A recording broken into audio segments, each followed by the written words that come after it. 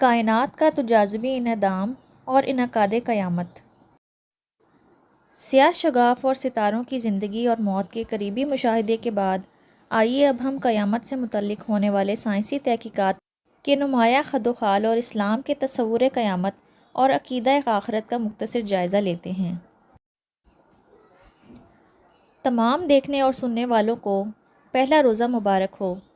اللہ پاک تمام مسلمان بھائیوں اور بہنوں کا روزہ اور عبادتیں قبول فرمائے۔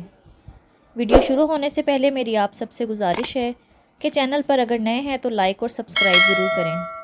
ہماری مادی کائنات، جس کا آغاز آج سے کم و بیش 15 ارب سال پہلے اولین عظیم دھماکے بگ بینگ کی صورت میں ہوا تھا، اس کا انجام آج سے تقریباً 65 ارب سال بعد کائنات کے آخری عظیم دھماکے بگ کرنچ پر ہوگا۔ ایک وقت ایسا بھی آئے گا جب ہماری پھیلتی ہوئی کائنات اپنی عمر گزار لینے کے بعد کشش باہمی کی وجہ سے سکڑاؤ کا شکار ہو جائے گی۔ باہر کو پھیلتی ہوئی کہکشاؤں کی رفتار کم ہو جائے گی، حتیٰ کہ وہ رک جائیں گی اور پھر مرکز کی سمت اندرونی انہدام کا شکار ہو جائیں گی اور آپس میں ٹکرا کر مکمل طور پر تباہ ہو جائیں گی۔ یہ ٹکراؤ یعنی بگ کرنچ بگ بینگ جیسے انتہائی عظیم اولین دھماکے کی طرح ہوگا۔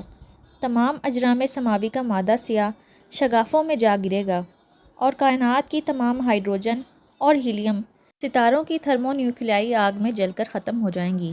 کوئی نیا ستارہ پیدا نہیں ہوگا اور کائنات مردہ ستاروں، شہابیوں، چٹانوں اور انہی جیسے دوسرے کائناتی ملبے پر مشتمل ہو جائے گی۔ جب کائنات کی عمر 1027 سال ہو جائے گی تو وہ بکثرت ایسے سیاہ شگافوں میں مشتمل ہو جائے گی جو مردہ ستاروں کی جھرمٹ میں گھرے ہوئے ہوں گے۔ کچھ عرصہ مزید گزرنے کے بعد تمام کہکشائیں گھومتی ہوئی ایک دوسرے کی طرف آئیں گی اور آپس میں ٹکراتے ہوئے بڑے کائناتی سیاہ شگافوں سپر بلیک ہولز پر منتج ہو جائیں گی۔ آخر کار 1106 سال گزرنے کے بعد وہ عظیم سیاہ شگاف بخارات بن کر ایسے ذرات اور شعاع ریزی کی صورت میں بھڑک اٹھیں گے جو 1 ارب میگاواٹ ہائیڈروجن بم دھماکے کے برابر ہوگی۔ تباہی و بربادی کا یہ عمل آج سے 65 ارب سال بعد شروع ہوگا اور 1140 سال بعد مکمل ہوگا۔ بالآخر یہ عمل پوری کائنات کو ایک عظیم سیاہ شگاف یا ناقابل دید بنا دے گی اور شاید تمام مادہ توانائی، مکان اور زمان اس میں سمٹ جائے اور وہ دوبارہ سے سکڑتے ہوئے چھوٹی ہو کر اکائیت اور صفر جسامت بن جائے گی، لا شعی اور غیر موجود ہو جائے گی۔